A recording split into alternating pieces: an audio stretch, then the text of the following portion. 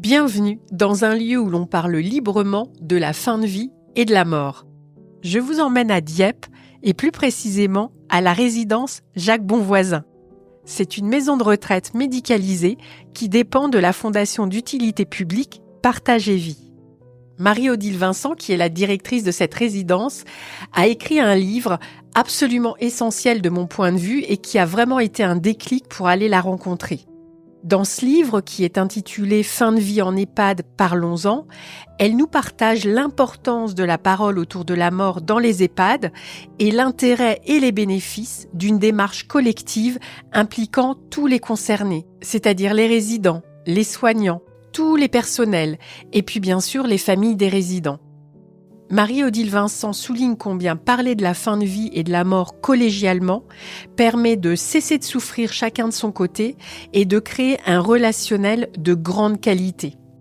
Cette démarche a reçu 2 prix en 2020, le prix Millésimage et le prix Innoser. Alors c'est une démarche qui est encore trop rare, mais il faudrait vraiment que ça puisse devenir la norme et c'est mon souhait le plus cher qu'elle soit adoptée dans tous les EHPAD, dans tous les établissements qui accueillent nos aînés pour qu'ils puissent jouir d'une vie de qualité jusqu'à la fin de leur jour. Je vous propose un épisode vivant, profond, joyeux, collégial, puisque j'ai 6 invités autour de la table, parmi lesquels Alain et Sylvie, 2 des résidents. Parce que dans l'accompagnement de la fin de vie, il y a l'accompagnement de la vie. Venez pousser avec moi les portes de la résidence Jacques Bonvoisin. Bonne écoute!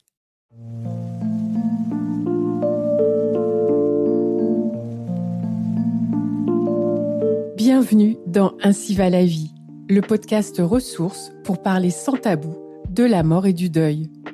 Et oui, pourquoi éviter ces sujets alors qu'ils nous concernent tous ? Je suis Gaëlle Guigny, praticienne de shiatsu et accompagnante du deuil, curieuse et passionnée par les rencontres qui nous font grandir.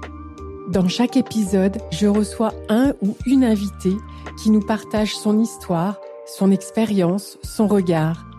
Ces témoignages nous donnent des clés pour mieux surmonter les pertes dans nos vies et traverser nos deuils en conscience. Nous abordons ensemble des sujets essentiels, profonds, délicats, qui bousculent parfois, mais qui toujours nous rappellent à notre humanité. Ainsi va la vie, c'est le podcast qui nous rend plus vivants. Bonjour. Bonjour. Donc aujourd'hui, vous l'aurez compris, je suis à Dieppe, à la maison Jacques Bonvoisin. C'est la première fois que j'ai autant de personnes au micro. Donc ce que je vous propose, c'est qu'on fasse d'abord un petit tour de table pour que les personnes qui nous écoutent sachent qui est là et peut-être que vous pouvez vous présenter en donnant votre prénom et peut-être depuis combien de temps vous êtes ici ou depuis combien de temps vous travaillez ici. Je vais commencer par vous qui êtes résidente. Quel est votre prénom ? Votre prénom ? Sylvie. Et Sylvie, vous êtes ici depuis combien de temps ? Depuis 1 an. En février, ça faisait 1 an. D'accord. Marie-Odile Vincent, moi je suis la directrice de l'établissement et je suis ici depuis 6 ans. Delors Malin, je suis ici depuis 6 ans. Et vous êtes également l'un des résidents. Alors moi c'est Lolo et je suis là depuis presque 5 ans.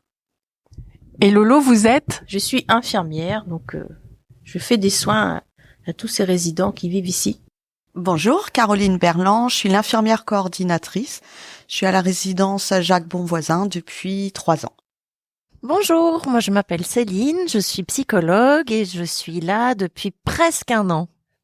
Merci pour ces présentations. Alors, je le disais en introduction, c'est vrai que j'ai eu envie de venir vous rencontrer après avoir lu votre livre où vous dites, Marie-Odile Vincent, vous expliquez l'approche qui a été la vôtre sur le sujet de la fin de vie et de la mort. Donc, j'aimerais qu'on commence peut-être par vous et que vous nous disiez, il y a 6 ans, donc, quel constat vous avez fait en arrivant et qu'est-ce qui vous a amené finalement à vouloir que les choses et les regards, les vécus changent. Donc quand je suis arrivée ici en 2019, j'ai constaté que comme dans d'autres établissements où j'étais passée, la mort était taboue, alors qu'elle était rencontrée fréquemment.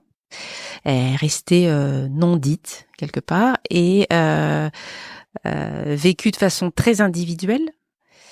et par les résidents et par les salariés. Il y avait évidemment pas de rituel mis en place autour de cette mort à vivre, et un événement qui m'a marqué, c'est qu'un jour en transmission, on parle d'un étage et là il est dit qu'il y a rien de particulier, alors même qu'un résident venait de mourir, et je me suis dit si, une mort c'est un événement particulier, et en plus on peut le partager. Et toute la colonne vertébrale de la démarche a été de se dire comment la mort peut d'une part ne plus être tabou, et d'autre part être vécue collectivement et non plus individuellement. Voilà, comment on va pouvoir la vivre ensemble, comment on va pouvoir effacer les frontières entre les métiers, entre le statut de professionnel ou le statut de résident. On est tous mortels, voilà, c'est peut-être notre grand ADN commun. Alors, comment on va faire en sorte que tout ça se vive naturellement, comme une période de vie comme une autre, j'ai envie de dire, bien qu'elle soit quand même différente. Et on a monté la démarche de cette façon-là. Alors, ce qui fait la spécificité de cette démarche, c'est qu'elle a été de réfléchir collégialement à ces sujets, en rassemblant tous les concernés, du résident aux soignants, du personnel administratif et autres aux familles. Qu'est-ce que vous avez mis en place pour qu'une parole vraie vous soit livrée, soit partagée et participe à l'élaboration de cette nouvelle façon d'aborder la fin de vie, la mort et la vie ensemble? La première démarche a été avec la venue d'un anthropologue, le fait de considérer l'établissement comme une micro-société. Et donc on a réuni sur plusieurs groupes de parole des résidents, des salariés, et comme vous le dites, l'ensemble des métiers étaient représentés, puisque on est tous amenés à vivre la fin de vie et la mort dans l'établissement, qu'on soit responsable maintenance, agent d'accueil, agent cadre de vie, ergothérapeute. Voilà. Donc l'idée, c'était de se dire comment ensemble on a envie de traiter ce sujet-là. Voilà. Et de ces groupes de parole sont ressortis des thèmes qui sont devenus des thèmes de travail qu'on a là encore mis en place ensemble, résidents et salariés. Donc il y a eu des thèmes autour des besoins des salariés, par exemple. De quoi ont-ils besoin, eux, pour ne pas s'alourdir des décès successifs? Il y a eu un thème auquel je m'attendais pas spécialement, mais sur les émotions. Ils ont eu envie ensemble de parler de la façon dont ils allaient gérer leurs émotions. Il y a eu un thème sur l'annonce. Qui annonce, à qui, avec quels mots. Ça, je pense que c'est une fois qu'on a travaillé sur ce sujet-là, on a largement avancé sur la fin de vie dans un établissement. Et puis, voilà, il y a eu 5 thèmes en tout. Et ces thèmes ont donné lieu à des protocoles, mais des protocoles partagés et surtout des rituels. Donc en tant que micro-société, ce qui nous rapproche, c'est le rituel. C'est ce qui soude un peu les épaules des vivants une fois qu'une personne est partie. Donc comment nous, on voulait souder nos épaules. Et notamment, un des rituels qui est ressorti et qui est fréquenté par les 2 résidents qui sont autour de moi, ce sont les aides d'honneur. Il n'est pas question aujourd'hui qu'un résident sorte de l'établissement par le petit couloir qui donne sur les dasseries, les poubelles, la cuisine, etc. Donc voilà, quand un résident sort de l'établissement, il est accompagné et on lui dit au revoir. Voilà, ça c'est un des rituels qui est largement ressorti. Et puis bien sûr, à l'issue de la démarche, on avait aussi des formations qu'on avait imaginé à l'époque avec des marionnettes. Donc on a fait venir une troupe de marionnettistes et on a travaillé ensemble sur ce sujet-là, et qui s'est d'ailleurs beaucoup soldé sur comment on écoute finalement, comment on écoute une personne qui va mourir, mais aussi comment on écoute un résident qui vit à côté de la personne qui va mourir. Et ça, c'est une spécificité, enfin je pense qu'on va en reparler, mais sur la façon dont on intègre les voisins de chambre, les voisins de repas, et comment on fait communauté en fait. Et puis on avait à l'époque aussi proposé un spectacle de marionnettes sur ce sujet-là, voilà, qui faisait aussi savoir aux citoyens diepois que ce sujet-là nous animait et que ils pouvaient y participer. Sylvie, est-ce que je peux vous appeler par votre prénom? Oui. Sylvie, dites-moi ici, tout à l'heure vous me parliez aussi des aides d'honneur. quand une autre résidente décède, qu'est-ce qui vous touche en particulier dans les moments ensemble ou les rituels qui ont été mis en place? Oui, les moments ensemble. Lesquels vous touchent particulièrement? Enfin, il y en a plusieurs. Je ne peux pas en dire un. Est-ce que les haies d'honneur, vous pouvez m'en parler? Une certaine, comment dire, camaraderie. Enfin, c'est pas camaraderie, c'est rapprochement et les accompagner. Célébrer qui ils ont été et l'importance qu'ils avaient dans votre vie aussi? Oui, oui. Je sais pas comment vous exprimer ça, mais c'est ça, oui. Et vous, Alain, dans les rituels, qu'est-ce qui est important pour vous et qui vous touche quand l'un ou l'une des résidents décède? J'ai tout le temps joué dehors. Tout le temps. Alors. Et tout. Mais ça fait quoi pour toi de venir à la haie d'honneur? C'est drôle, on perd un copain, tout ça. Ouais. Comme ça pas longtemps, ça existait. C'est une façon de lui rendre hommage? Ah oui. Tout le temps. Je suis toujours en molle. Alors, je me tourne vers vous qui faites partie de l'équipe soignante en tant qu'infirmière, psychologue.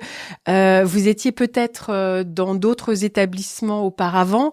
Qu'est-ce qui a été important de trouver ici, à la fois dans la parole et dans ce qui a été mis en place autour des rituels, de l'accompagnement?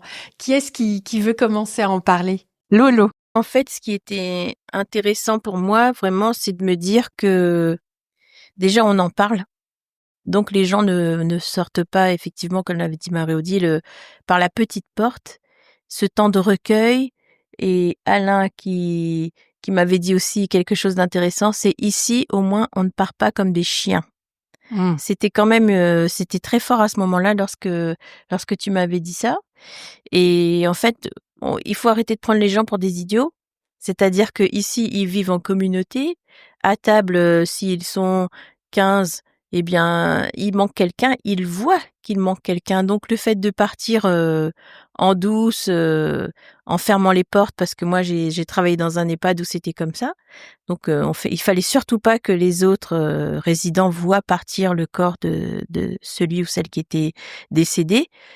Et je trouvais que c'était une sorte de malhonnêteté, en fait, par rapport à eux, parce que ils vivent avec ces gens-là. Donc, à table, ils se rendent bien compte qu'il manque quelqu'un. Donc, pourquoi est-ce que on n'est pas honnête à ce moment-là et qu'on ne leur dit pas?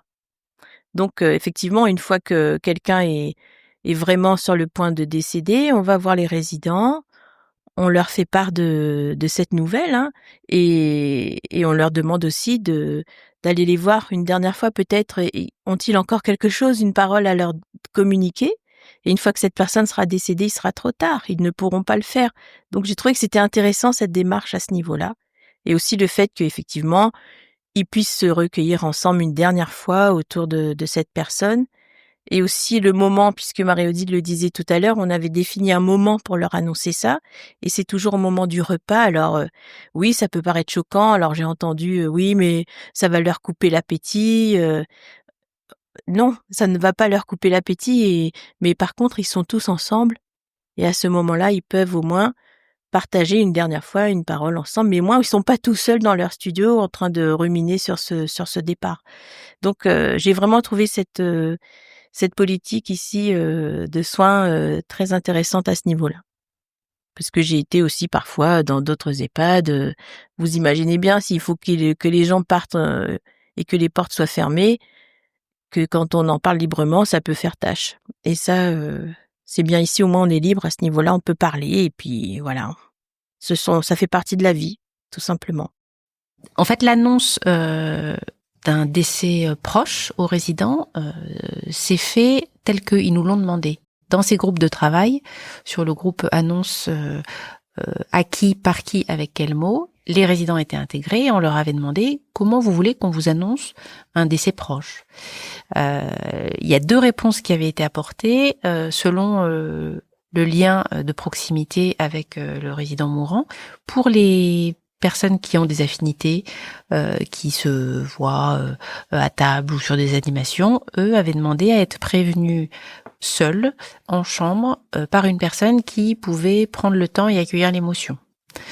Et là, effectivement, on répond complètement à ça. Clairement, il faut pouvoir rester dans la chambre pour accueillir l'émotion et ne repartir que quand la personne le peut. Enfin, voilà. Et puis pour les autres qui sont plus à distance émotionnellement, le choix avait été demandé d'une annonce en début de déjeuner par une aide-soignante ou une infirmière ou peu importe en fait. Et c'est ce qui est respecté aujourd'hui. Et j'ai une petite anecdote à ce sujet. Il y avait un week-end une infirmière qui était venue en renfort, mais qui faisait pas partie de notre équipe infirmière habituée et qui n'était pas acculturée à nos rituels. Et un samedi midi, un résident lui dit bon, il y a un résident décédé là, vous faites l'annonce. Et l'infirmière dit ah non, vous verrez ça lundi avec votre directrice, moi je sais pas. Et le résident avait dit ah non, on s'est réunis, on a choisi ensemble comment on voulait être prévenu. On doit être prévenu là en début de repas, c'est ça qu'on a déterminé ensemble. Et l'infirmière se sentant pas capable d'eux, c'est une aide-soignante qui avait pris la relève et qui avait fait l'annonce sans aucun problème. Donc le résident lui-même devenait garant des rituels qu'il avait choisi de mettre en place au sein de l'établissement. J'ai vu aussi qu'il y avait un petit hôtel dans un coin dans l'entrée quand quelqu'un décède. C'est un des rituels qui avait été décidé lors de ces réunions de travail. C'était comment on informe plus largement. Parce que vous pouvez avoir aussi des familles qui viennent, qui aiment cette vie un peu d'établissement et qui veulent être informés du décès d'un résident qu'ils voyaient quand ils venaient voir leur père, leur mère, etc. par exemple. Donc on avait interrogé les résidents sur comment à l'intérieur de l'établissement on informe. Et donc, ce qui avait été choisi, c'est effectivement qu'il y a un hôtel au rez-de-chaussée. Alors, quand on dit hôtel, c'est un petit cube Ikea, on est d'accord, avec une petite bougie et puis une photo. Ça, je sais que pour le coup, pour avoir visité d'autres établissements, que c'est quelque chose qui se fait aussi très régulièrement. Et on avait réfléchi surtout ensemble à quel endroit on le pose. Fallait que ce soit un endroit de passage, mais pas forcément à l'accueil, parce que paf, on arrive à l'accueil, bim, on est confronté à quelque chose de lié à la mort, comme ça, en premier jet, ça peut être un peu compliqué. Donc, on avait réfléchi ensemble à où on le posait. Et puis, les résidents, c'était amusant à l'époque, ils nous avaient dit, oui, on veut aussi l'avoir aux étages, mais savoir où le monsieur habitait. On dit, mais c'est comment ça, où il habitait? Et en fait, ils voulaient l'étage. Donc, nous, on mettait le nom de la personne, mais non, eux, ils voulaient qu'on précise à quel étage était la personne, parce que c'était là où il habitait, en fait. Donc, on se retrouve dans une notion un peu d'immeuble, avec l'appartenance à l'étage et à la chambre, etc. Donc, voilà, ils avaient choisi eux-mêmes comment ils voulaient... Et là aussi, où on posait cette petite affichette pour qu'ils soient au courant. D'accord. Travail collectif. Ouais, c'est ça. La force et la beauté du collectif. Là, oui. c'est. Et puis aujourd'hui, c'est l'animatrice qui met ça en place à un décès, mais le jour où elle est pas là, on sait qui le fait à sa place. Et le jour où cette deuxième personne n'est pas là parce qu'elle est en vacances, il y a une troisième qui prend la relève. Donc, on assure aussi, enfin dans tout le protocole fin de vie, on assurait un peu le qui fait quoi et qui fait quoi, y compris les jours fériés, y compris les jours de vacances, y compris voilà. Ouais, parce que c'était la vie ne s'arrête pas, donc. Et puis parce qu'on voulait que chaque accompagnement ait la même qualité, quel que soit le jour de l'année où le décès se produisait. Ok, donc vous êtes vraiment dans l'attention permanente à la qualité de l'accompagnement. Et je comprends bien combien les résidents sont au centre de ce qui se passe dans cet établissement et restent acteurs de leur vie aussi. Le plus possible. J'ai souvenir aussi pendant la démarche sur ces ateliers-là d'une dame qui avait dit ah oui, mais là c'est en fait théoriquement vous annoncez à la famille à quel moment oh oui non mais moi on va changer ça, je vais le marquer dans mon dossier parce que ma fille elle a 72 ans si vous la réveillez pour lui annoncer là, ça le fait pas du tout donc en fait je vais marquer dans mon dossier que je veux que ma fille soit prévenue que le lendemain. Qui avait eu cette démarche là de se dire faut pas la réveiller pour Et de toute façon, ça avait été généralisé puisque dans les besoins, enfin, je vous avais dit qu'il y avait un atelier sur les besoins des soignantes. Les soignantes de nuit avaient exprimé comme besoin justement de ne plus devoir appeler elles-mêmes les familles la nuit. Elles sont 2 pour 84 résidents. Elles constatent déjà le décès, donc il y a un choc émotionnel certain.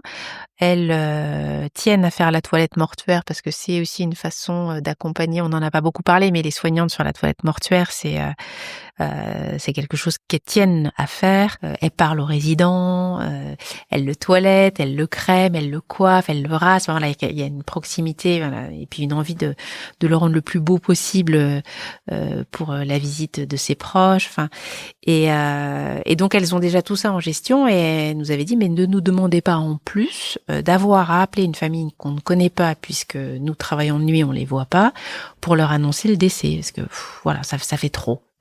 Et du coup, suite à ça, on avait mis dans les documents institutionnels le fait que systématiquement le décès nocturne donnait lieu à une annonce le lendemain matin, sauf si le proche nous faisait savoir que c'était très important pour lui d'être prévenu en temps réel, etc. Ce qui existe quasiment pas, on n'a pas de demande dans ce sens-là. Donc effectivement, c'était assez facile de répondre aux besoins des soignantes de nuit, d'être libérées d'une annonce qui pouvait être compliquée pour elles. D'accord. Oui, donc c'est prévu et encadré. Et alors, ce qui est drôle, c'est que la nuit, elles font une aide d'honneur, même si elles sont 2. Ah ouais. Et s'il y a, alors des fois il y a Lolo aussi qui traîne, parce qu'on peut retrouver Lolo étonnamment à minuit dans cet établissement alors qu'elle n'a rien à y faire depuis 4 heures, mais elle me dit vous croyez quand même pas que j'allais le laisser partir tout seul? Et donc la aide d'honneur peut être une aide d'honneur de nuit à 2, à 3, voilà, ce qui est symboliquement, je trouve, très très fort. Ah ouais. Dans la journée, on peut se retrouver 25 facilement. On a même une famille qui nous avait dit à la aide d'honneur, mais c'est maintenant seulement que je prends conscience de tous les gens qui entouraient mon proche. Je ne m'étais pas rendu compte qu'il y avait autant de gens autour de mon proche. C'était très touchant. Ah oui. Et puis ça doit être intense aussi pour la famille de sentir que son proche, il a été entouré, qu'il y a eu du lien, de l'amitié, et puis qu'il a compté pour d'autres aussi. Ah, puis cette aide d'honneur, elle permet des échanges aussi entre, la dernière en date, il y a quelques jours, la résidente qui a été parler au fils, quoi, qui était là, qui lui touchait le bras. Enfin, c'était, moi, je trouve des moments forts. Et quand la famille est là, systématiquement, en fait, je me place à côté d'eux et je leur demande est-ce qu'on le laisse partir? C'est vous qui me dites quand on le laisse partir. Et du coup, je les oblige là à une première acceptation vers le oui, je veux bien qu'il parte en fait. Et un pas vers le travail de deuil, quoi, mais c'est eux qui donnent le top départ. Parce qu'en fait, au début, quand le personnel des pompes funèbres, donc ils viennent chercher le corps, dans les autres établissements, ça ne se fait pas. Donc au début, il a fallu qu'on travaille un peu avec eux aussi, en leur disant vous savez, nous, on a un rituel, c'est la aide d'honneur. Donc une fois que vous aurez descendu le corps, il faut le laisser un petit peu le temps de recueil, quoi, avec le beau drap bleu de l'établissement et la musique choisie par le résident. Donc ça veut dire qu'en fait, on a vraiment travaillé autour de cette question. Et donc maintenant, les membres des pompes funèbres savent que chez nous, il faut attendre un petit peu. Donc au début, je leur disais, oui, alors vous pouvez venir chercher monsieur, madame Attel. Bon, vous savez, hein, je vous rappelle notre rituel. Et maintenant, oui, ça va, on sait bien, hein, Jacques Bonvoisin, faut qu'on attende, votre rituel, votre aide. Ouais. C'est super. Et ils trouvent ça vraiment extraordinaire parce que ça ne se fait nulle part ailleurs. Et c'est dommage. Si même eux pouvaient insuffler cette petite graine-là et qu'elle germe dans les autres établissements, ce serait parfait. Ce serait parfait. Bon voilà, le message est passé à toutes les pompes funèbres qui nous écoutent. Parler de la aide d'honneur dans les établissements où vous vous rendez pour que voilà cette idée essaime. Alors vous, Caroline, en tant qu'infirmière, comment est-ce que vous avez vécu cette ouverture autour de ces sujets qui restent tabous par ailleurs? Est-ce que le fait d'en parler ensemble, en équipe, est-ce que ça change quelque chose dans votre pratique, dans votre manière d'être présente auprès des résidents? Moi, quand je suis arrivée Ici, j'avais travaillé dans des EHPAD, j'avais travaillé en oncologie, donc j'avais aussi côtoyé la mort à travers mes patients. Et ce que j'ai trouvé ici, du coup, c'est l'humanité. L'humanité dans la dignité, le respect des résidents qui nous quittaient. Et quand la mort s'invite dans l'établissement, en fait, il y a toute une cohésion d'équipe, une solidarité dans l'équipe qui fait que la mort, elle est appréhendée complètement différent par rapport à ce qu'on pourrait voir dans le milieu sanitaire et dans d'autres EHPAD aussi. Je vois ma maman qui est dans un EHPAD. J'ai assisté à un décès lorsque lorsque j'avais été la voir. Et en fait, on nous a enfermés dans la salle commune en nous disant surtout ne sortez pas, Madame Untel vient de décéder. Et j'ai regardé ma sœur en lui disant mais je trouve ça vraiment choquant. Avant d'arriver ici, peut-être que ça m'aurait pas plus choqué que ça, mais le fait d'y travailler maintenant, je me dis qu'en fait le tabou de la mort existe même dans des EHPAD où on sait que c'est le dernier lieu de vie des résidents.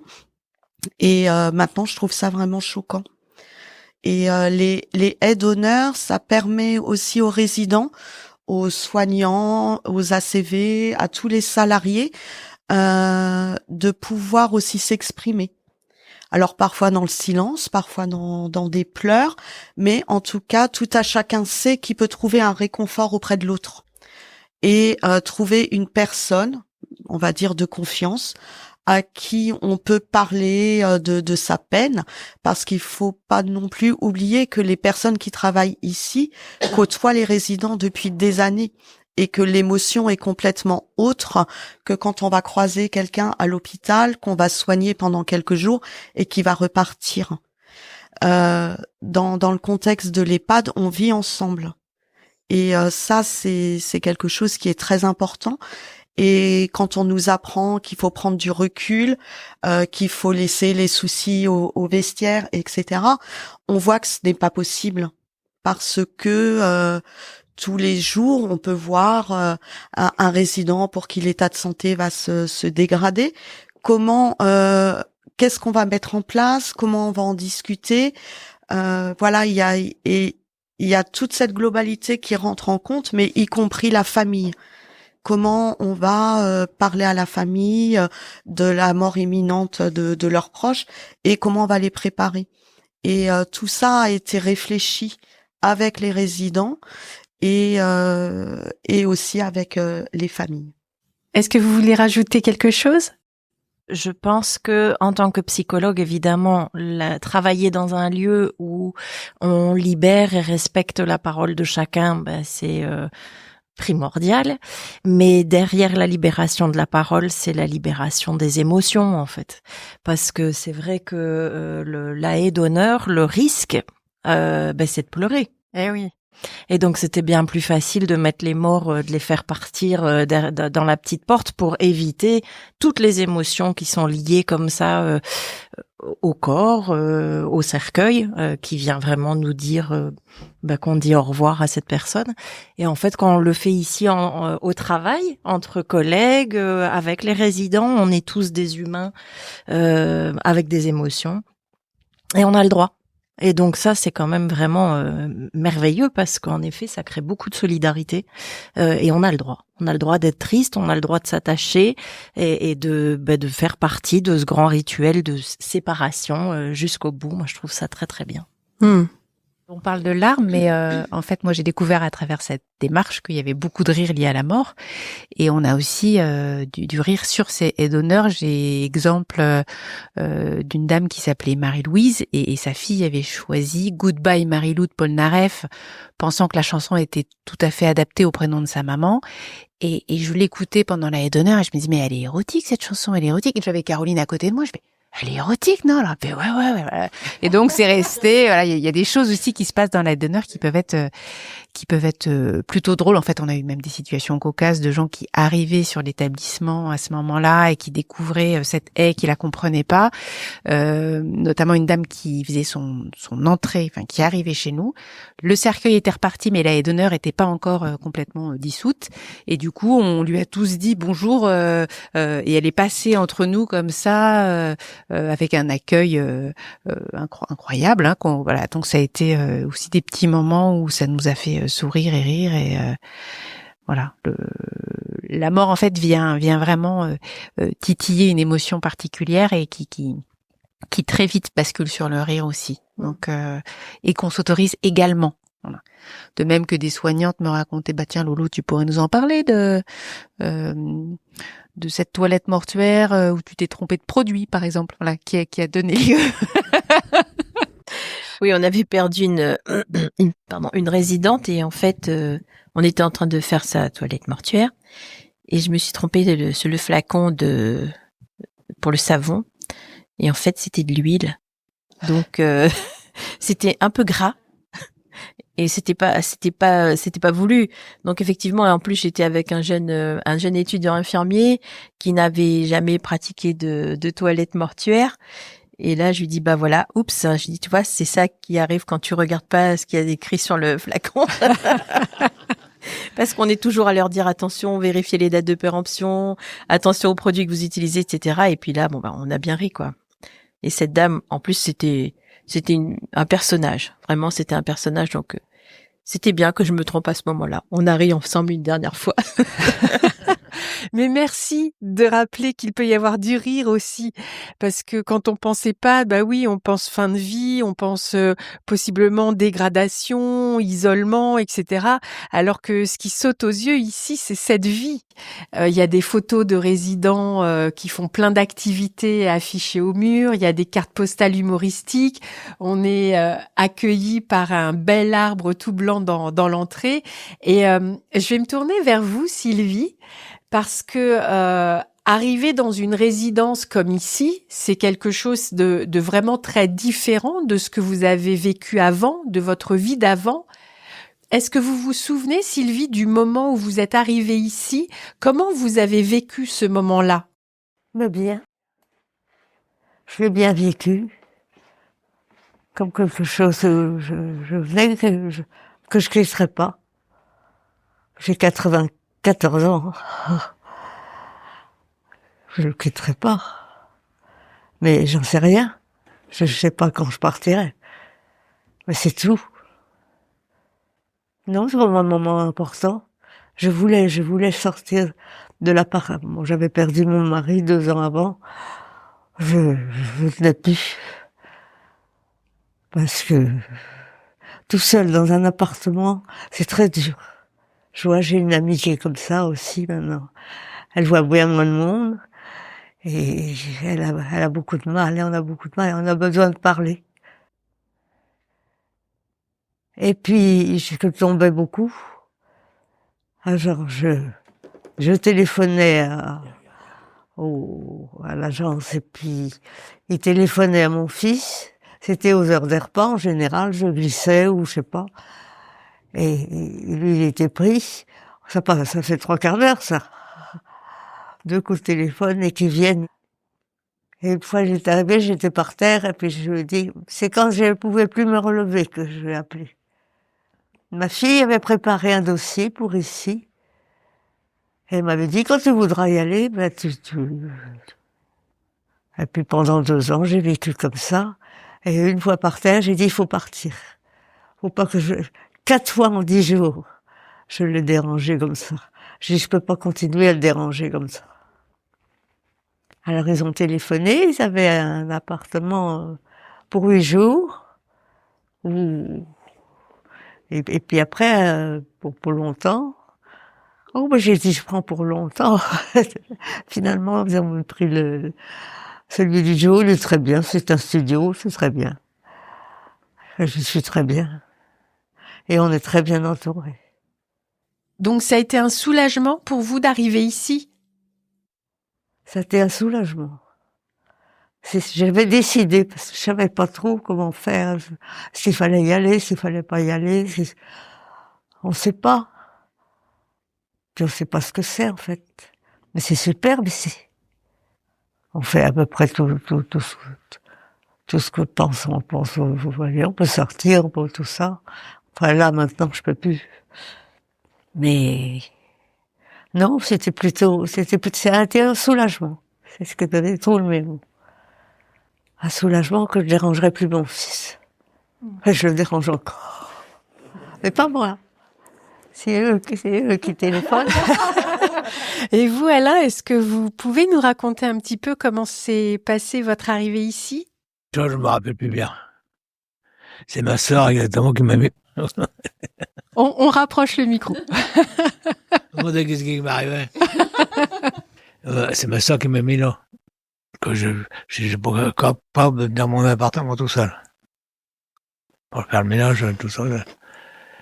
C'est tout. Quand vous avez su que vous arriveriez ici, par rapport à votre vie d'avant, vous étiez content, vous étiez soulagé? Ouais. Vous étiez content parce que vous connaissiez l'établissement? Ah non, je connaissais pas du tout. Pas du tout. Et vous vous êtes dit quoi? Quand je suis rentré, j'ai fait bon. Enfin, j'ai plus rien à dire. Comme ça va plus vite. Je suis sûre que vous avez plein de choses à nous raconter. Non, je me rappelle peu. C'est tout. Bon, alors il se trouve que pour Alain et Sylvie, leur arrivée ici, ils l'ont plutôt bien vécu. Mais c'est vrai qu'on parle rarement en fait de ce moment où la personne âgée quitte son domicile, que ce soit sa maison, son appartement, pour entrer en EHPAD.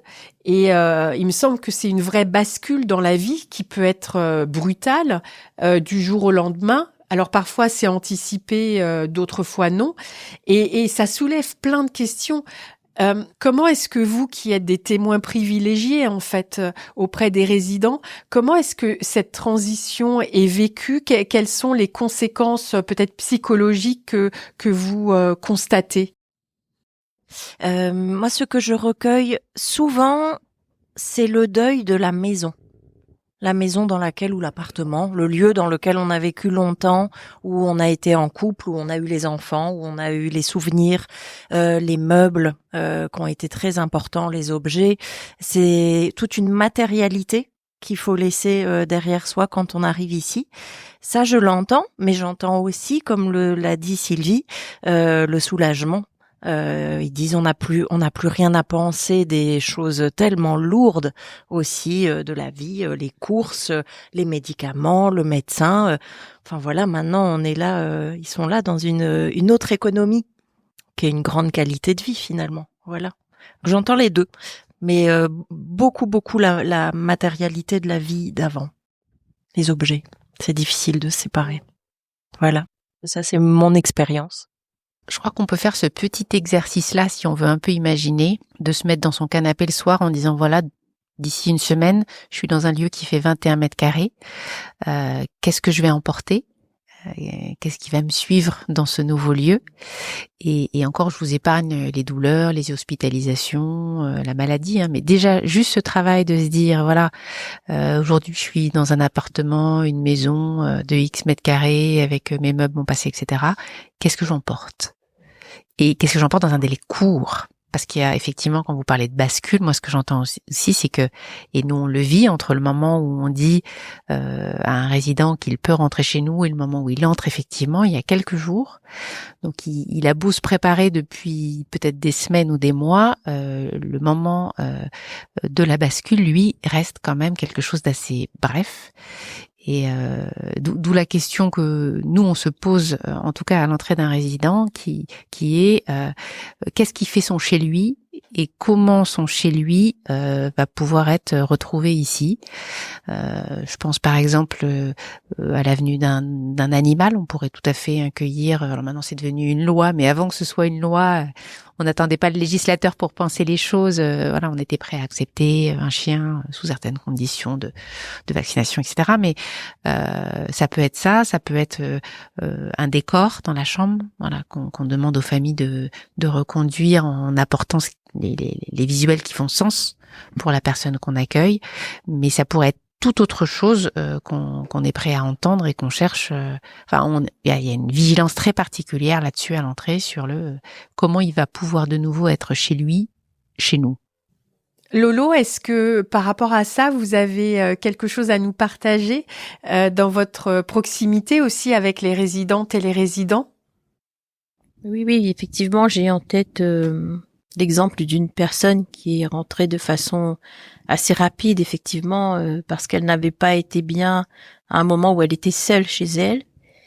Et donc, sa fille, le médecin, etc., ils ont pris la décision donc d'arranger un peu les choses pour elle et de faire en sorte qu'elle arrive ici. Et elle a eu du mal parce que le temps qui lui a été donné était court. Effectivement, donc elle expliquait tout à fait librement que pour elle c'était difficile parce que elle avait dû abandonner l'appartement qu'elle avait acheté avec son époux. Et c'est aussi ce qu'on retrouve à chaque fois par rapport aux gens qui vivent ici, c'est que le point commun qu'elles ont ensemble, c'est que effectivement c'était un bien qu'elles avaient acquis avec leur époux qu'elles ont perdu, et de ce fait ça aussi ranime ce deuil-là parce que c'est difficile, et donc là ils vont se défaire d'un bien matériel qu'ils ont acheté ensemble et ils vont le vendre. Et là, c'est difficile. Pour ces personnes-là, c'est difficile à ce moment-là. C'est pour ça que nous, faut qu'on donne le change, quoi. Il faut aussi qu'on leur montre les côtés positifs, les points positifs d'habiter là. Et puis, effectivement, il n'y a plus de souci de trouver le médecin pour s'il est pas bien, il faut l'appeler. Si elle tombe, il faut appeler quelqu'un, etc. Donc, c'est bien aussi, parfois, quand elles sont dans cette tristesse immense d'avoir quitté leur chez elles, de leur montrer les points positifs. Effectivement, on doit aussi ici s'efforcer de toujours leur montrer le verre à moitié plein et toujours en train de se remplir. Il se vide pas. Donc c'est un exercice au quotidien, et oui, effectivement, elles ont souvent partagé ces instants-là qui étaient difficiles pour elles de se défaire de cette maison qu'elles avaient acquise avec leur époux. C'est vrai aussi pour les messieurs, mais on a plus de témoignages de dames quand même. Les messieurs restent encore un peu secrets par rapport à ça parce que c'est des hommes.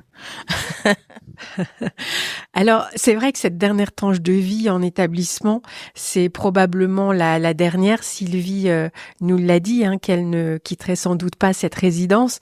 Et il se trouve que dans votre livre, vous interrogez un point essentiel pour moi, qui est qu'est-ce que la fin de vie ? À quel moment c'est la fin de vie ? Et comment une fin de vie peut-elle être réussie ? Est-ce que vous pourriez nous en parler ? La fin, effectivement, c'est difficile à évaluer. À partir de quand j'ai envie de dire qu'elles s'entrecoupent, les vies et les fins de vie, parce que moi, ce qui va compter de toute façon dans ces deux phases-là, c'est que la personne reste actrice de son parcours et de ses envies. Et c'est un continuum jusqu'au moment où vraiment elle ne peut plus. Mais en tout cas, c'est ce qui va compter pour nous. Voilà, comment on la laisse actrice, comment on la laisse actrice quand elle peut plus s'exprimer, si elle ne peut plus à un moment, et d'où de plus en plus notre démarche d'essayer de recueillir un maximum d'informations avant, et de recueillir aussi avec la famille.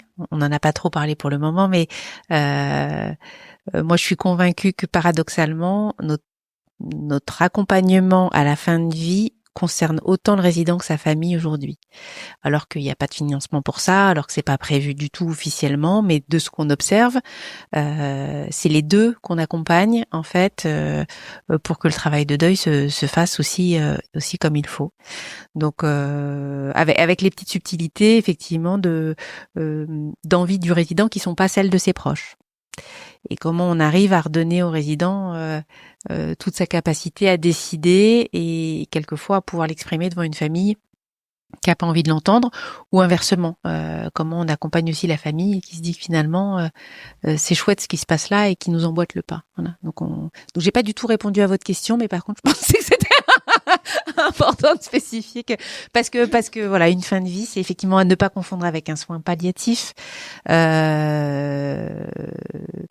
Nous, en tout cas, on va parler de fin de vie au sein de l'équipe quand on pense que là, il y a un déclin de l'état général, qui va nous amener sur une fin de vie.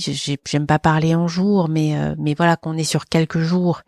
Et pour l'équipe infirmière, par exemple, ça va être le moment où on appelle la famille et on lui dit là, voilà, si vous voulez être particulièrement présent, vous pouvez l'être.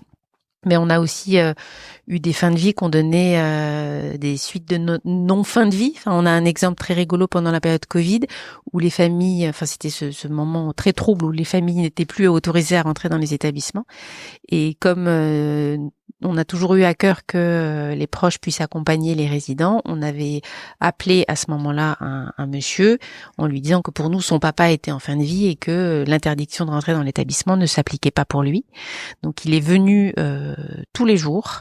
Il a redonné à manger à son papa qui était en chambre, qui refusait de s'alimenter. Et puis avec l'amour de son fils, ce monsieur a remangé jusqu'à revenir manger en salle de restaurant avec les autres, jusqu'au jour où j'ai dû lui dire: je suis désolée, votre papa n'étant plus en fin de vie. Du coup, la règle générale s'applique de nouveau pour vous. C'était assez rigolo cet épisode-là. Mais voilà, je dirais que la fin de vie, c'est le moment où tous ensemble, on se dit là, l'état général se dégrade et on pense qu'il ne va pas pouvoir s'améliorer, j'ai envie de dire.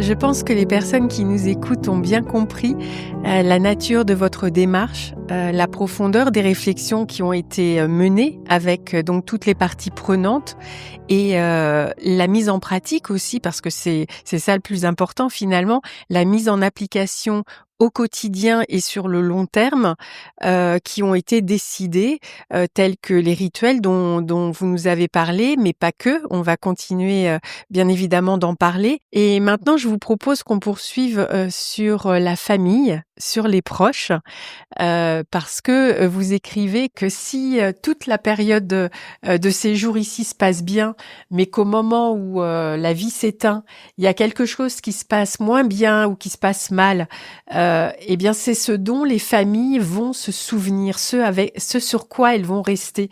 Est-ce que vous avez des expériences à nous partager là-dessus ? On parlait de l'entrée des résidents, mais on a l'entrée de la famille qui accompagne son proche en résidence avec, on le sait, toute la culpabilité de j'ai pas pu m'occuper de mon proche moi-même, etc. Et quelquefois, l'établissement devient un mauvais objet parce que c'est plus facile, voilà, de projeter ce négatif sur un établissement de façon un peu vaporeuse comme ça. Et dans la vie d'un établissement, de toute façon, il y a des ratés. Il va y avoir le jour où le plat était pas bon, il va y avoir le jour où un professionnel un peu fatigué va avoir une parole pas adaptée. Donc on a toujours un peu ce vécu-là, et allez savoir pourquoi, quand on a des relations un peu compliquées avec la famille, eh ben ces instants-là tombent souvent sur la même famille. Hein. Et ce qu'on a vécu, c'est des accompagnements qui avaient été un peu compliqués comme ça. Et par contre, la fin de vie aux petits oignons faisait que la famille revenait vers nous après en nous disant, en nous remerciant, et cette fin de vie réussie, très bien accompagnée pour eux et leurs proches, effaçait en fait tous les petites anicroches qu'il y avait pu avoir avant dans l'accompagnement. Donc, ce qui vient vraiment manifester l'importance de ce moment-là, parce que c'est avec ça que les familles repartent. Par rapport à cette ouverture de la parole sur la fin de vie, sur la mort, etc., qu'est-ce qui a été, au-delà de ce qu'on vient de se dire, qu'est-ce que vous avez identifié comme étant vraiment important pour eux dans l'accompagnement au quotidien de leurs proches ? Alors, il y a ce qu'on a identifié, puis on leur a posé la question, tout simplement. Ça fait 2 fois qu'on fait des questionnaires dans la durée de vie de l'établissement. Et on leur a demandé à eux, qu'est-ce qui est important pour vous, qu'est-ce qui vous fait peur, qu'est-ce que vous ne voulez absolument pas, qu'attendez-vous de nous dans ces moments-là. Donc on a interrogé ces questions-là, et alors il y a des choses assez rigolotes qui en ressortent. Par exemple, la peur de voir souffrir l'autre intervient avant la peur qu'il souffre. Donc moi ce que j'entends là, c'est qu'il y a une impuissance à voir la personne qu'on aime souffrir qui est horrible pour nous, et du coup il y a cette demande là. Il y a une demande d'information aussi. Ils veulent savoir comment ça va se passer, enfin avoir ses repères, puisque cette période-là justement c'est une période un peu une parenthèse où tout est un peu bouleversé. Donc ce qu'ils attendent de nous, c'est aussi qu'on pose les choses pour qu'ils sachent eux ce qu'ils ont à faire. Ils attendent de nous de la proximité avec leurs proches, et puis ils attendent quelquefois quelque chose qu'on peut pas leur donner, qui est être sûr qu'il y aura une présence humaine au moment de la mort. Et ça, on peut pas leur donner, puisque on ouvre pour l'ensemble des salariés ces temps de présence auprès des mourants. C'est-à-dire que à partir du moment où il y a une personne en fin de vie, c'est voilà, n'importe qui peut aller passer du temps, juste passer du temps, tenir une main ou pas, parler ou pas, en tout cas être là à côté, et que ça c'est ouvert à tous. Mais on peut pas garantir que il y aura quelqu'un au moment où la personne meurt, pour la simple et bonne raison que peut-être cette personne a envie de mourir seule. Et il y a pas mal d'exemples dans l'établissement où même la famille entourée à 4-5 personnes, et puis ils se font une petite pause café-cigarette, et puis ils remontent et c'est parti. Et parce qu'on a le droit aussi de vouloir mourir seul. Peut-être que c'est plus facile émotionnellement de lâcher la barre quand il n'y a pas les gens qui nous aiment autour de nous, ou je ne sais pas. Voilà. Donc ça, c'est la demande à laquelle on ne sait pas répondre. Qu'est-ce que j'oublie sur les demandes des familles ?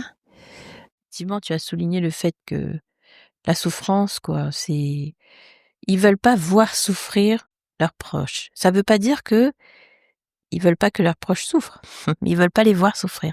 Mais c'est vrai que oui, je pense que tu as fait le tour de la question.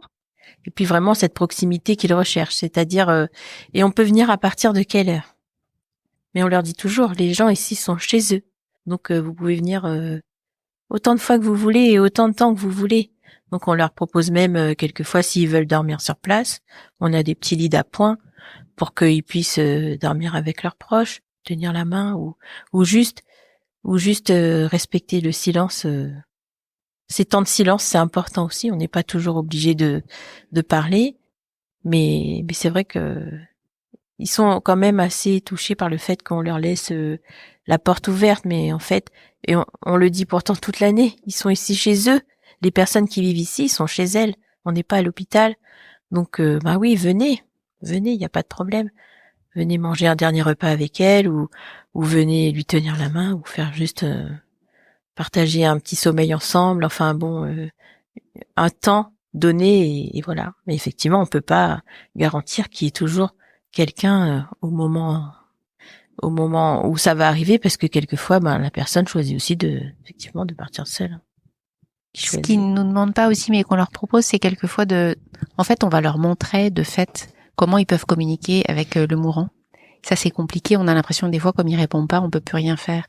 Et là, les soignantes sont extraordinaires là-dessus. C'est qu'elles vont montrer elles-mêmes en s'adressant aux résidents. Moi, j'ai une famille qui m'a dit c'est fou, la soignante de nuit, elle est rentrée, puis elle a parlé à mon papa comme s'il était encore avec nous, mais il était encore là. Et donc, oui, même une personne qui peut plus répondre aujourd'hui, on lui adresse la parole, on s'adresse à elle directement. Donc ça, on montrait à la famille qu'elle pouvait le faire. On a aussi une masseuse qui vient masser les mourants et qui propose aux personnes qui le voudraient de masser avec, ou de poser une main sur la sienne. Voilà, donc c'est ça, c'est peut-être le petit plus aussi, c'est qu'on propose de parler, de dire des choses qui n'ont pas pu être dites. On sait quelquefois que ça peut être compliqué quand on quand la séparation a lieu et que ce qu'on voulait exprimer n'a pas été exprimé.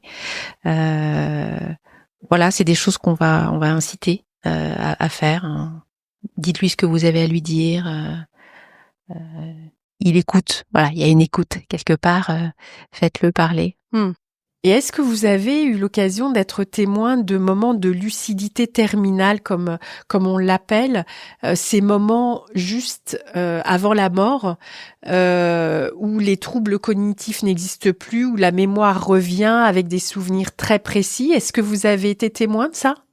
Moi, on m'en a parlé. Je l'ai pas vécu, mais on m'en a parlé et effectivement, c'est très troublant parce que on comprend la maladie d'Alzheimer comme étant un effacement des données et quand la personne d'un coup reconnaît une personne qu'elle reconnaissait plus et parle au présent normalement, enfin moi personnellement, je me dis mais du coup ces données, elles étaient pas effacées, elles étaient où et pourquoi elles étaient plus accessibles. Enfin, il y a quelque chose de très très troublant là-dedans, mais j'ai aucune explication à apporter en fait. Et vous, Laurence? Ce qu'on peut observer quelques jours ou quelques heures avant le décès d'une personne, c'est ce qu'on appelle un rebond, ou ce qu'on appelle un peu vulgairement le mieux du mal, où une personne va se remettre à marcher, va se remettre à manger. On l'a vécu la semaine dernière, où on s'est dit mais c'est pas possible, il se remet à marcher alors qu'il marchait plus et il a mangé tous ses repas et 3-4 jours après la personne était décédée. Mais il y a eu ce regain, ce rebond et c'est assez particulier et ça arrive régulièrement. On est un peu mal à l'aise quand même par rapport à la famille parce que, comme on en a parlé, on fait tout ce travail avec eux, etc. Et la semaine dernière, donc c'était dimanche, il y a 15 jours maintenant, où ce monsieur était vraiment, tout d'un coup, il s'est mis à se dégrader à une vitesse folle. Et donc, j'allais appeler son fils pour lui en parler quand mes collègues me disent, il y a le fils de monsieur qui est là. Je fais, bon, ça tombe bien, je vais donc venir le voir. Et donc, je redétermine les choses avec lui, je lui explique pourquoi est-ce que ça m'inquiète de voir son papa comme ça aujourd'hui, etc. Donc, on fait une visio avec sa sœur qui habite très loin, et donc on remet à nouveau les mots comme il faut, là où il faut, et le fils part, il s'en va chez lui. Et mes collègues m'appellent, ils me disent « Lolo, viens vite, il y a quelque chose qui se passe. » Je dis « Qu'est-ce qui se passe ?» Et là, j'arrive et je vois le monsieur debout, en train de marcher, et puis il entre dans la salle à manger et il dit « Mais c'est quoi tout ce monde là-dedans ?» Alors que, 2 heures avant, 1 heure avant, il était complètement anéanti, il s'arrêtait de respirer, enfin je veux dire, c'était extraordinaire. Et là, effectivement, il se lève, il marche. Alors j'ai pris une photo et puis j'ai envoyé la photo à son fils en lui disant « Regardez, c'est votre père ». Il me fait « Mais qu'est-ce qui se passe ?» Je lui dis « il se passe que tout d'un coup, il s'est réveillé et puis là, il a faim, donc il faut qu'on lui serve à manger. » Et il est décédé avant-hier, le monsieur. Donc effectivement, c'était presque, il y avait un rebond comme ça d'énergie. Pourquoi on peut pas vous le dire. On ne sait pas nous-mêmes. Mais en tout cas, ce monsieur, je pense, attendait sa fille qui justement habitait loin et qui est venue quand même à la rencontre de son papa et là il est décédé sereinement bien il y a 48 heures. Ça nous arrive aussi de dire tenez bon, votre fille arrive, elle est partie de Grenoble en train, attendez-la. ça arrive aussi. Et ça, c'est un sujet très intéressant, cette autorisation de mourir. J'ai lu pas mal de récits sur ce sujet, sur effectivement l'attente d'un enfant, d'un époux, d'un petit enfant, et que quand ce moment de retrouvailles a pu être vécu, c'est comme si ça dénouait quelque chose. C'est ça pacifie en fait complètement. C'est on cherche souvent en fait ce qui retient un résident qui part pas. Il y a des anecdotes complètement incroyables là-dessus. Il peut y avoir des petits-enfants qui ont défilé, mais il en manque un, par exemple. Une personne qui a 10 petits-enfants et qui, a priori, dans un état un petit peu comateux, ou même une personne qui avait des troubles cognitifs très prégnants. Donc, à un moment, on se dit que c'est impossible pour elle d'avoir compté, par exemple, combien de petits-enfants sont venus le voir. Et il en reste un qui vient pas. Et puis, le résident traîne, en fait. Jusqu'au jour où ce petit enfant peut venir, vient et le décès suit dans la foulée. Donc il y a des choses assez incroyables là-dessus. Donc oui, on se demande ce qu'il attend pour mourir et quelquefois c'est une autorisation. À partir du moment où vos enfants vous autorisent à, voilà, je pense que ça doit être libératoire. Ouais. Petit supplément peut-être sur l'accompagnement aux familles. En fait, quand on leur propose d'autoriser leurs proches à partir, en fait, là, il se passe quelque chose d'hyper important. Et quelquefois, ils se l'autorisent pas eux-mêmes, mais les infirmières peuvent avoir souvent ce rôle-là de dire mais vous trouvez pas qu'il a une vie bien remplie? Ah si. Puis là, bah voilà, il traîne une douleur quand même depuis longtemps, depuis des années. Peut-être que vous pourriez l'autoriser à partir. Et à partir du moment où la famille le verbalise, effectivement, on observe que quelquefois ça a vraiment un effet sur le résident lui-même, mais ça a aussi un effet sur la personne qui autorise son proche à partir. Ça, c'est une phrase un petit peu clé qu'on peut retrouver dans certains accompagnements et qu'on incite à formuler. Ouais. Alors, Marie-Odile, quand on s'était parlé lors de notre visio, lors de notre première discussion, j'avais été marquée par une chose que vous m'aviez dite en particulier, parce que je vous avais dit, nous, c'est vrai que le grand public a une image assez dégradée des EHPAD. Hein. Il y a eu des scandales qu'on connaît, mais on a l'image de lieux où il n'y a pas le temps, il n'y a pas assez de personnel, etc. Et que, en fait, il n'y a pas de disponibilité et de temps pour être à l'écoute et pour véritablement accompagner les résidents. Et vous m'avez dit, et donc c'est ça qui m'a marqué, que le temps d'écoute, quel que soit le personnel, que ce temps d'écoute était un temps de travail. Est-ce que vous pourriez nous en parler un peu plus, parce que ça me semble essentiel que ce temps d'écoute, ce temps de qualité relationnelle soit considéré comme du temps de travail et qui finalement représente un temps important à la fois pour le résident, très certainement, qui veut parler, qui a besoin à ce moment-là de livrer quelque chose, mais aussi pour le professionnel, le soignant, etc. Alors là, je parle au nom de tous les professionnels autour de la table, mais pour moi, c'est notre métier. Enfin, c'est la première chose à faire, c'est comment je vais répondre aux besoins de Sylvie à ma gauche ou d'Alain à ma droite si je sais pas de quoi il a besoin et s'il me le dit pas. Et pour savoir, il faut que je leur pose la question et écouter la réponse. Et puis il y a des fois des choses qui sortent à des moments où on les attend pas, donc je me souviens que dans cet entretien, je vous avais parlé d'une agent cadre de vie qui était un jour installée dehors. Il faisait beau, elle était avec une famille, un résident. Et puis, je suis allée dans le jardin pour je ne sais quoi. Et là, elle m'a vue et elle s'est levée et elle est partie. Et je lui dis, mais rasseyez-vous, vous êtes en train de travailler. Voilà, ce partage avec les familles, enfin, tout cet échange qu'on peut avoir avec les résidents, avec les familles, c'est du temps de gagner de toute façon. Parce qu'on va recueillir là des informations. Peut-être des craintes, des émotions, et ça, c'est à partir de ça qu'on travaille en fait. C'est la pâte de notre pain, tout ça. Donc si on n'a pas de pâte, on peut pas faire de pain, voilà. Et donc le temps c'est la première fois que j'ai la métaphore du boulanger. Et du coup, oui, j'ai envie de dire si notre métier, tout en haut de la pyramide, je mettrais l'écoute. Et si on passe à côté de quelque chose là, bah tout ce qu'on va faire derrière va pas correspondre aux besoins et à l'attention qu'on a envie d'apporter aux résidents. Elle en dit quoi, l'écoute, la psychologue? D'accord. Non, mais oui, notre métier, toutes et tous ici, c'est d'abord l'écoute, le relationnel, créer la relation, un métier du lien, quoi. Oui, c'est sûr. C'est du temps de travail. Mais c'est vrai qu'elles sont merveilleuses parce que toutes les collègues qui font un soin physique en plus, effectivement, elles sont sacrément polyvalentes parce qu'elles écoutent aussi. Est-ce que vous voulez rajouter quelque chose par rapport à ce métier d'infirmière? Le métier d'infirmière, c'est avant tout le relationnel. Si on choisit ce métier, c'est parce qu'on a envie d'être proche des personnes qui vont devoir recevoir des soins. Alors ça peut être des soins physiques, hein, mais aussi des soins psychologiques dans l'écoute.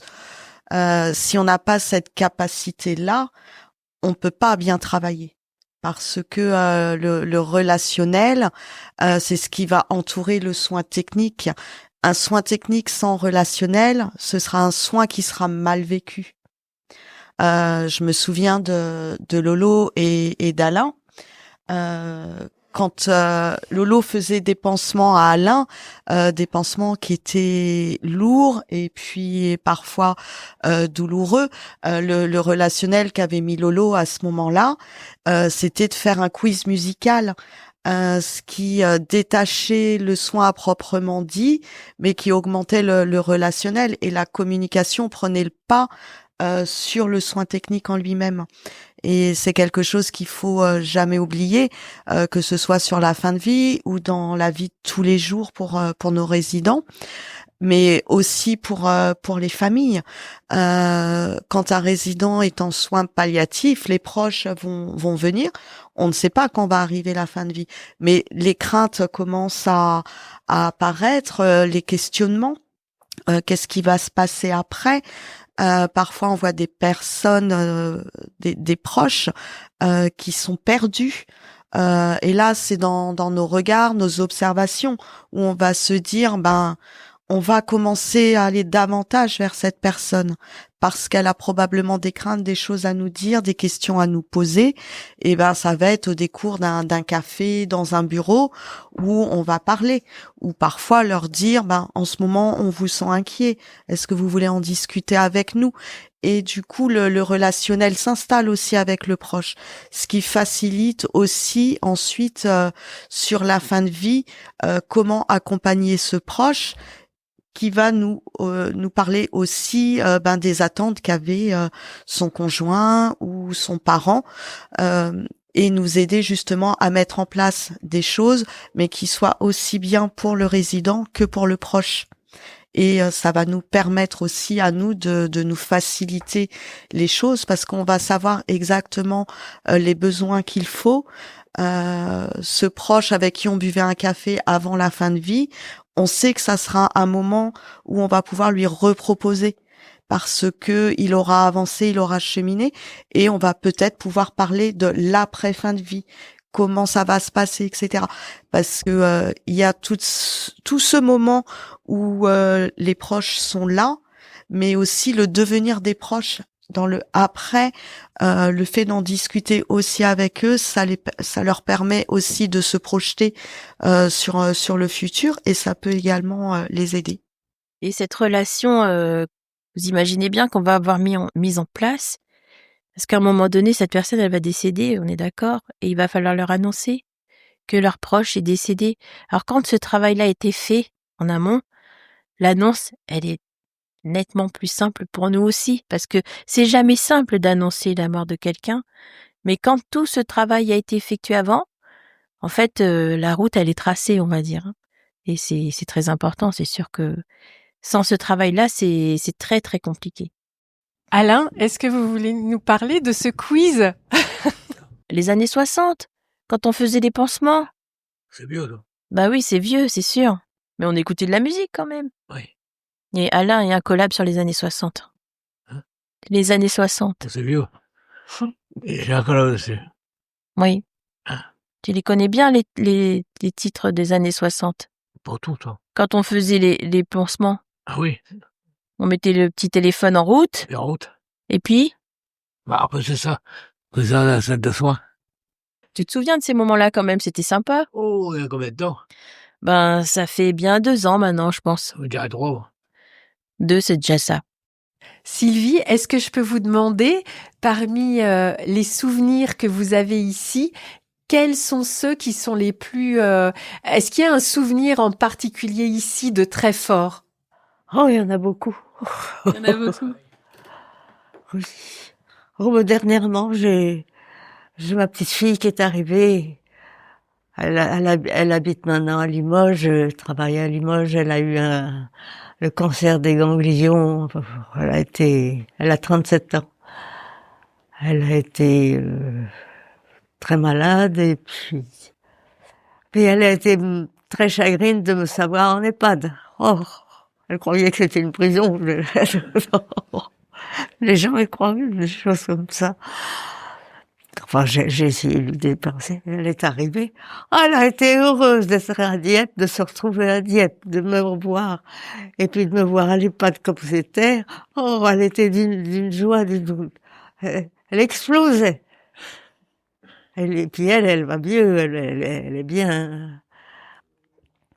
Avec là de la voir comme ça explose, mais exploser de joie. Oh, c'est fou. C'est fou ça. De voir quelqu'un qui... On dit là, elle est sauvée. Puis elle a apprécié l'EHPAD. Du coup, elle me trouve bien. Je sais pas comment elle s'imaginer la chose. Et dites-moi, le fait que ici on parle librement de ses émotions, de la mort, est-ce que ça vous a aidé à communiquer avec elle sur ces sujets-là? Ah oui. Elle sait bien. Bah oui, bien sûr, moi j'ai prié pour elle. Oh, tous les saints du ciel. Parce que mon petit-fils était mort, je dis, je veux pas le deuxième quand même. Non, elle a repris le... Mais c'est une joie de voir quelqu'un exploser. Elle explosait. Du coup, j'étais contente, moi. Merci Sylvie de nous avoir partagé ce souvenir. Et puis justement, la joie, c'est comme je le disais tout à l'heure, on la sent dans cette maison médicalisée, dans les photos, je le disais, dans les activités parfois surprenantes que vous proposez tant à l'intérieur qu'à l'extérieur de l'établissement. Et c'est ça qui est enthousiasmant, c'est de sentir que vous accompagnez la vie dans toutes ses dimensions. C'est un peu, j'ai envie de dire, nos deux spécialités, l'accompagnement de fin de vie d'un côté et puis l'accompagnement de la vie de l'autre. Et je crois que l'équipe et Laura, qui n'est pas là, qui est notre animatrice, mais qui est assez exceptionnelle aussi, partagent cette idée que on ne veut pas que notre regard à nous sur la vieillesse empêche les résidents d'accéder à certaines activités. C'est trop facile de couper les pattes de quelqu'un en disant bah non, il est trop vieux pour ça ou c'est pas possible. Pour vous donner quelques exemples, allez, je vais en donner deux, un passé et un futur. Laura, l'animatrice, a répondu à un appel à projet pour pouvoir conduire des résidents à un centre équestre dans l'idée que en 5-6 séances, ils deviennent autonomes. Et on a fait le choix essentiellement de personnes de l'unité de vie protégée, donc qui sont porteurs de maladies de type Alzheimer ou apparentées, dont on pense a priori que ces personnes ne peuvent plus apprendre de choses et que elles ne vont faire que oublier en fait. Et en 5-6 séances, elle a réussi effectivement avec la personne du centre équestre à faire monter de façon autonome ses résidents sur des chevaux et à conduire eux-mêmes leurs chevaux. Voilà. Ça, c'est un exemple où on se dit, bah, là, si nous, on pense que c'est possible et que le résident en a envie, alors c'est possible. Voilà. Et puis un exemple futur, parce qu'on est quand même un peu grain de folie dans cet établissement. Et il y a des concours photos que la Fondation Partage et Vie, à laquelle l'établissement appartient, organise chaque année. Et cette année, ça va être sur le thème voyage. Et donc... sur nos temps de déjeuner, on s'autorise un peu à partir comme ça dans toutes les directions et on s'était dit tiens, voyage. Alors nous on voit un avion, un aérodrome, un pilote. Tiens, d'ailleurs, on a dans les familles un steward qui est beau comme tout, on va lui demander s'il veut venir faire la photo avec nous. Voilà. On est parti comme ça et puis le lendemain, on avait un message de notre animatrice sur nos boîtes mail. Aérodrome OK, pilote trouvé, il s'appelle Paul, date à déterminer quoi. Voilà. Et donc on va aller faire notre photo de voyage avec des résidents sur un aérodrome pour partir sur ce concours photo. Waouh, mais quelle chance ils ont vos résidents. Vous avez vu celle des années précédentes et du casino, qui a été aussi une anecdote un peu farfelue dans l'établissement. Mais l'idée, c'est que je crois, on se met aucune barrière et que à partir du moment où un résident me dit moi, mon plaisir, c'est ça, on voit comment on peut faire. Et il y a aussi au sein de l'établissement une association de résidents qui s'appelle les Fleurs d'Antan. Et grâce à eux, par exemple, on a pu mettre sur un bateau un résident qui avait fait lui-même la traversée de l'Atlantique, etc. Et c'est un bateau qui a fait la course du Rhum depuis. Et donc on était partis à 9 sur toute une journée à Granville pour permettre à ce résident de remonter sur un bateau. Voilà. Donc c'est quand je dis nos limites, c'est-à-dire que bon là c'était évidemment exceptionnel, mais si un résident nous disait bah moi mon rêve c'est de je ne sais quoi, je crois qu'on serait un peu tous capables de se plier en quatre pour essayer d'accéder à ce rêve-là et c'est une joie qu'on partage au sein de l'ensemble de l'équipe. Ah oui, puis c'est hyper gratifiant, stimulant. J'espère vraiment que toutes ces propositions, ces idées inspireront d'autres établissements, vraiment. Alors Céline, j'avais envie de vous poser une question un peu plus personnelle pour savoir quel écho tout ce travail fait ici. Qu'est-ce que ça a fait bouger en vous par rapport à votre propre vécu? Est-ce que ça vous a fait évoluer? Mais oui, sans doute que ça fait bouger les choses. Je crois que ça m'apprend à avoir de moins en moins peur. Alors peut-être que je suis, cela dit, encore trop jeune que pour avoir véritablement peur de la mort. J'imagine que ça change à tous les âges de la vie. On a même des résidents qui la souhaitent, enfin qui disent bon, vivement que ça arrive. Maintenant, je suis prêt. J'entends ça de temps en temps, de façon très serein comme ça. Maintenant, ça peut arriver. Je suis prêt. C'est le bon moment. Je me dis waouh, ça c'est des choses quand même qui doivent arriver avec une expérience, à des âges différents. On doit sans doute pas ressentir les mêmes choses.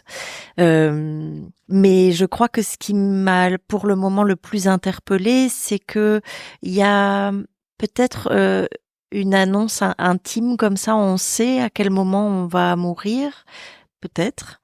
Et peut-être que ça arrive par la voie de l'inconscient. A priori, il y a beaucoup de personnes qui apprennent que c'est bientôt fini pour elles via les rêves. Et j'en ai fait l'expérience il y a pas très longtemps avec une résidente qui a pu effectivement m'expliquer le contenu de ses rêves et que ses rêves étaient en train de la prévenir que ça allait arriver. Et ça s'est passé comme dans ses rêves. Et d'ailleurs, on a été à l'enterrement et on a essayé de faire l'enterrement comme elle l'avait rêvé, en tout cas ce qu'elle avait pu nous en dire. Voilà, et ça a pris, pour moi, il y a toute une dimension onirique comme ça qui est très importante où je me dis, mais en fait, on a très peur de ces gens qui vont bientôt mourir, qui ne parlent plus, qui ne regardent plus, qui ont les paupières fermées, c'est silencieux et tout ça, alors qu'à l'intérieur, ça bouillonne de vie qui est en train de nous préparer à, je ne sais pas moi, un grand saut, un grand plongeon. On ne sait pas en fait. Beaucoup de curiosité finalement, je crois. Donc je crois que mon métier ici spécifiquement m'apprend à avoir de moins en moins peur. Caroline, je vais également vous poser la même question. Qu'est-ce que ça a fait bouger en vous? Est-ce qu'il y a des choses qui ont changé pour vous? Moi, ce qui a changé pour moi, c'est que je me dis que j'ai davantage peur de la souffrance psychologique que de la souffrance physique sur la fin de vie. Et je pense que pour moi, le plus compliqué, ce sera de laisser mes proches. Et je me dis qu'ici, on est autant sensible à la douleur physique qu'à la douleur psychologique. Et j'aimerais avoir une équipe qui la prenne en compte quand le moment sera venu et qui se dise, pour elle, c'est ce dont elle nous a parlé, ce qui est le plus difficile, ce sera de la sédater à ce moment-là, parce que la souffrance sera telle qu'elle sera compliquée. Et je pense que dans cet établissement, on est en capacité justement de mettre tout en œuvre pour soulager toutes les douleurs. Voilà, mais aussi l'accompagnement des proches. Voilà, je me dis, l'expérience que moi je suis diplômée depuis plus de 30 ans et j'ai côtoyé la mort durant ces 30 ans en soins palliatifs, en oncologie et ce que j'ai vu ici c'est complètement différent. C'est l'accompagnement mais qui est pluridisciplinaire et je me dis que pour le résident mais aussi pour les proches de se sentir enveloppé atténue la souffrance. Et on le voit pas partout parce que quelles que soient les qualifications, il y a toujours un sourire, il y a toujours une approche différente parce qu'on n'a pas tout le temps besoin d'une relation avec un soignant, mais parfois de quelqu'un qui n'est pas dans le soin parce que la communication va être complètement différente parce qu'on va pas avoir ce côté médical. Et c'est la richesse de cette équipe, c'est que quelle que soit la personne à qui on va parler, on aura une relation qui est différente et qui nous soulagera différemment. Et voilà. Et moi, ça a changé dans le sens où ce que j'apprécie le plus ici, c'est la liberté de pouvoir le dire. Parce que j'en ai vraiment souffert dans mes expériences antérieures, puisque moi, je suis une vieille diplômée aussi. Mais on n'avait pas le droit d'en parler. On n'avait pas le droit de le dire et garder tout ça pour soi. Finalement, c'était dur, c'était lourd. Tandis que là, le fait d'avoir cette liberté de parole, avec tous les corps de métier qui sont ici, c'est vraiment, Madame Berland l'a bien expliqué, c'est une vraie richesse. Parce qu'en fait, on n'est jamais perdu. Et si tant est qu'on nous l'étions, on a le droit d'être perdu. Et ça, c'est intéressant aussi. Et puis d'avoir cette parole face aux familles, c'est vraiment très important. Parce que qui est-ce qu'on est nous pour interdire aux familles le droit d'accès à des renseignements quant à la survenue d'un décès. On ne sait pas quand est-ce que la personne va mourir. Et heureusement, j'ai envie de vous dire. Mais en tout cas, on peut en parler avant. Et ça, c'est très très important. Moi, j'ai vraiment... je viens travailler ici, je vais vous dire, j'ai vraiment aucune appréhension. Parce que on le sait, les choses sont dites. On n'est pas à la maternelle ici, on est dans un EHPAD. Et les gens meurent, et ça fait partie de la vie. Parce que dans fin de vie, il y a fin, mais il y a vie aussi. Donc, en fait, la parole est donnée, on peut en discuter avec tout le monde. On est dans un établissement où effectivement, c'est libre, quoi. Et ça, c'est très, très important. Et on a le soutien de chacun, et c'est important aussi. Ce que je relève, c'est vraiment votre capacité à accueillir la parole d'un résident ou d'une résidente qui dit je veux mourir ou qui en a marre ou qui a des angoisses par rapport à la mort et que cette capacité-là, elle est soutenue par le fait de pouvoir en parler ensuite et d'être entendue et soutenue collégialement. Et ça me paraît vraiment essentiel parce que c'est vrai que encore trop souvent on entend que la posture du soignant, ça doit être de mettre à distance, de ne pas montrer ses émotions, etc. Et là, on est vraiment dans autre chose. On est dans l'empathie et dans l'humanité, tout en restant professionnel en fait. Tout à fait. Quelle horreur de se sentir supérieur par rapport à tout ça, qui que l'on soit. Hein. On est tous des humains, donc et puis on a tous été aussi confrontés à des deuils perso. Et je trouve que c'est très très important le fait d'accueillir, comme vous dites, d'accueillir cette parole. Moi, je suis plutôt heureuse quand ils me le disent. Oui, j'ai envie de mourir. Ok, on va en parler. Et puis le fait de reformuler, de discuter avec eux et de déterminer ce qui fait peur en fait dans cette mort qui arrivera. C'est important. On identifie les besoins. Vraiment, il faut parler pour identifier les besoins. Sinon on soigne à côté. Donc on n'atteint pas le but. Donc c'est dommage. C'est dommage. Mais oui. Lolo, il y a les paroles que tu vas chercher aussi dans le racontez-moi une petite histoire. Oui, c'est vrai que parce que effectivement, il y a le côté technique dans les soins qu'on fait. Mais justement, pendant ces soins, il faut profiter de ces instants-là pour leur demander, quand ils n'ont pas l'idée de nous en parler, de leur demander, tout simplement. Alors moi, je leur dis toujours, vous auriez pas un petit truc à me raconter aujourd'hui comme ça, le soin, il va passer de toute façon, d'une façon tout à fait douce, puisque ils sont dans leur histoire, ils sont en train de vous livrer quelque chose, mais en même temps, il n'y a pas que ce côté, on va différer le soin. C'est pas tellement ça que je recherche, c'est vraiment apprendre à les connaître à travers un petit récit qu'ils vont me raconter, et c'est tout à fait intéressant. Marie-Odile, vous me parliez tout à l'heure de la représentation des personnes âgées. J'aimerais poursuivre un petit peu parce que on projette tellement d'idées reçues, d'a priori sur ces personnes qui sont placées dans des endroits dont on ne veut pas trop entendre parler, qui ont des maladies, qui vont vers la fin de vie. Ça fait peur à beaucoup de monde. Qu'est-ce que vous pourriez nous dire sur ces personnes que vous côtoyez au quotidien ? Déjà, j'ai envie de dire aux gens, entrez dans un EHPAD pour savoir ce qui s'y passe. Parce qu'on a tous des préjugés sur ces lieux-là et que quand on entre dedans, tout change. Il y a Laura me racontait, elle fait une bourse aux jouets pour enfants, etc. Enfin là, elle va le faire la deuxième fois, mais la première fois que ça a eu lieu, elle entendait les gens rentrer dans l'établissement et invariablement, ils disaient « Ah mais c'est beau en fait ici !» Voilà, donc ce qui est porteur aussi de tout en quoi on croit, et puis on vient confronter à la réalité et on se dit que non, en fait la réalité elle est pas fidèle à l'image qu'on en avait. Et pour la personne âgée c'est pareil. Moi j'ai pas toujours travaillé du tout dans le monde du grand âge, et j'avais aussi des préjugés que je me suis appliquée à déconstruire. Et pour ça les résidents, on peut compter sur eux pour bien éclater les représentations qu'on peut avoir. Et aujourd'hui, mon évidence, c'est que je ne sais pas ce qu'est une personne âgée. Je peux vous parler de Philippe, je peux vous parler de Louisette, je peux vous parler de Monique, mais alors ce qu'est une personne âgée, j'en ai aucune idée. Et je pense qu'on gagne du temps si on cherche pas à mettre les gens dans un même sac et à leur coller des étiquettes. Dans la relation, vraiment, on va gagner du temps, et dans la façon dont on va prendre soin d'eux, on va gagner du temps aussi. Donc là, sur la fin de vie, c'est pareil.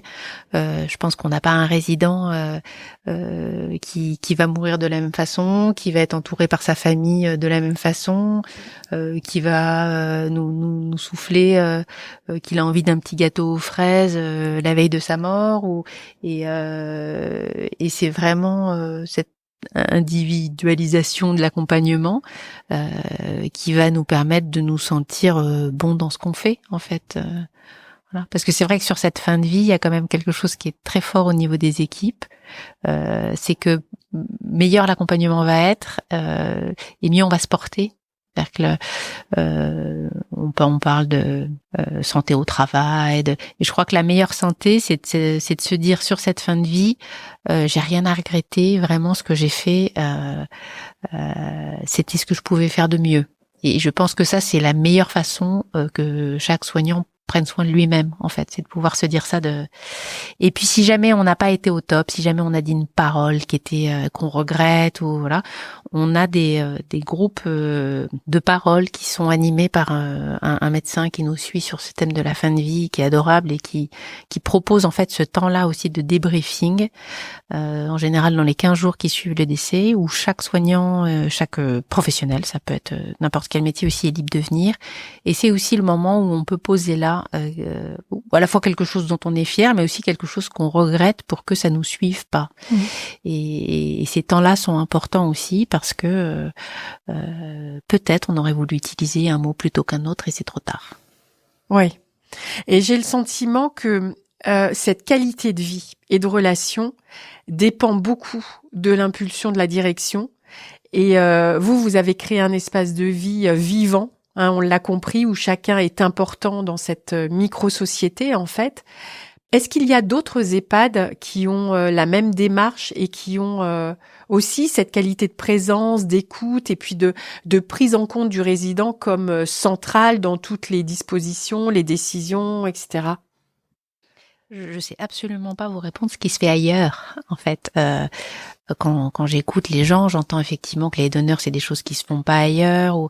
Mais je pense que chaque établissement essaie de faire un petit quelque chose sur ce sujet-là, et que la façon, vous me parlez d'impulsion, du coup je pensais à deux choses à la fois. D'une part, je pense que la personne qui impulse et qui a elle-même travaillé sur ces sujets de fin de vie est beaucoup plus authentique et c'est beaucoup plus facile pour elle d'aller sur ces sujets-là. Voilà, j'ai des deuils perso jeunes dans mon existence qui m'ont certainement permis aujourd'hui de voir une fin de vie, un deuil comme des choses naturelles et j'ai pu bilanter un peu par rapport à ça sur ce qui m'a été utile ou non et comment j'ai pu traverser ces moments-là. Et c'est aussi ce que j'ai envie d'offrir à l'établissement. Je suis entourée de professionnels qui eux-mêmes ont traversé ces étapes-là, qui apportent tout ça à l'établissement. Donc clairement, une impulsion, oui, mais je ne suis rien si je ne suis pas entourée de professionnels. Et j'ai une chance incroyable. Là, on a un échantillon autour de la table qui est très représentatif, mais il y a une équipe derrière. Voilà, il y a 50 salariés qui travaillent et qui sont en accord avec tout ça aussi, parce que si à un moment les gens pensent pas comme nous, ça s'arrête. Hein, c'est pas moi qui suis au chevet des mourants.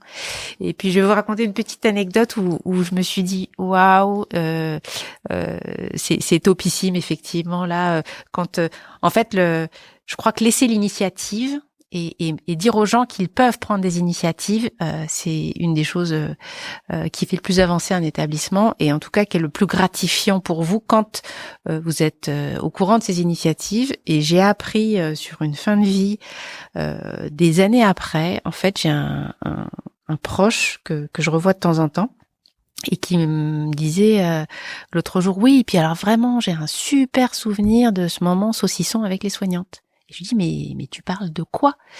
Il me dit, en fait, mon papa est mort, il venait juste de mourir, là, et on se regardait, et ils m'ont dit, une petite rondelle de saucisson? Et il dit, j'ai adoré, parce que j'avais pas envie d'avoir des larmoiements, j'avais pas envie d'avoir, mon pauvre petit monsieur, machin, et en fait, avec Naturel, ils se sont fait une rondelle de saucisson sur un coin de table. Je sais pas ce qu'ils se sont dit à ce moment-là, ce qu'ils se sont échangés, mais quand il m'a dit que mes soignantes de nuit avaient fait cette proposition, mais j'étais hyper fière en fait de mon équipe en disant voilà, ils ont tout compris quoi. La mort c'est pas forcément larmoyant, c'est de l'échange humain, c'est du temps de présence et c'est juste voilà, autour de cette rondelle de saucisson, on est là avec vous et vous faites de ce temps ce que vous voulez qu'il en soit fait. Et voilà, ça c'était une de mes grandes fiertés de directrice, c'était la rondelle de saucisson. Ça revient à ce que vous disiez tout à l'heure sur les petites choses, sur les petites... voilà. Oui, parce que j'évoquais les choses un peu extraordinaires peut-être sur le côté joyeux. Mais en fait, ce qui m'impressionne le plus, moi, dans l'établissement, c'est tous ces petits détails qui n'en sont pas.